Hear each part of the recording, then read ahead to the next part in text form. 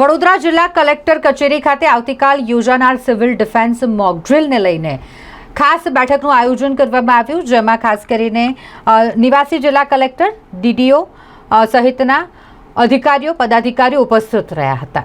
7મી મે આવતીકાલે છે અને ભારત સરકારના ગૃહ મંત્રાલય દ્વારા દેશના 244 શહેરોમાં સિવિલ ડિફેન્સ મોક ડ્રીલ કરવા માટેની જાહેરાત કરવામાં આવી છે, જેને લઈને તૈયારીઓ પૂર્ણ થઈ ગઈ છે। આવતીકાલે આ મોક ડ્રીલ યોજાવાની છે।